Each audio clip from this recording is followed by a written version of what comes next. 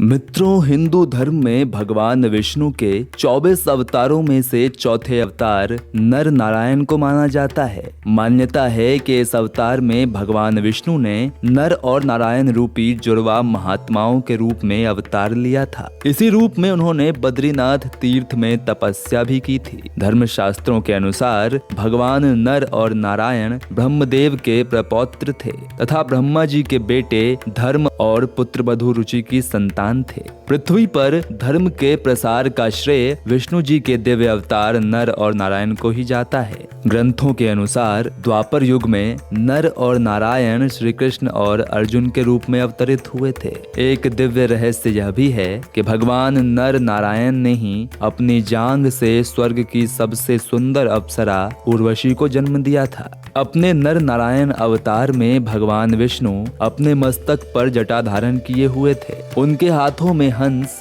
चरणों में चक्र और वक्ष स्थल में श्रीवत्स के चिन्ह थे। उनका संपूर्ण वेश तपस्वियों के समान था। सामान्यतः नर नारायण के बारे में कई लोग बातें तो करते हैं, लेकिन जानकारी के अभाव में अनेक लोग ज्यादा कुछ नहीं जानते हैं। नर और नारायण के जन्म के साथ ही उनका धर्म, साधना और भक्ति में ध्यान बढ़ता ही गया। इसके बाद अपनी माता से आज्ञा लेकर वे उत्तराखंड में पवित्र स्थली बद्रीवन और केदारवन में तपस्या करने चले गए। उसी बद्रीवन में आज बद्रिकाश्रम बना है, जिसे बद्रीनाथ भी कहा जाता है। माना जाता है कि अपनी कई हजार सालों की महान तपस्या से इन दोनों भाइयों ने भगवान शिव को अत्यंत प्रसन्न किया। तब भगवान शिव ने उनसे प्रसन्न होकर दर्शन देने के पश्चात वरदान मांगने को कहा, लेकिन जन लोक कल्याण के लिए नर नारायण ने अपने लिए कुछ नहीं मांगा और शिवजी से विनती की कि वे इस स्थान में पार्थिव शिवलिंग के रूप में हमेशा रहें। इस पर शिवजी ने उनकी विनती स्वीकार कर ली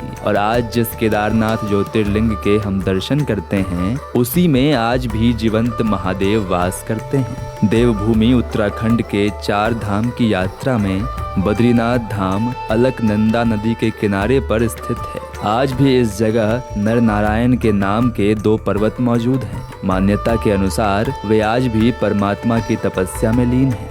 मित्रों, आज के लिए बस इतना ही। कैसी लगी आपको ये जानकारी, हमें कमेंट करके जरूर बताएं।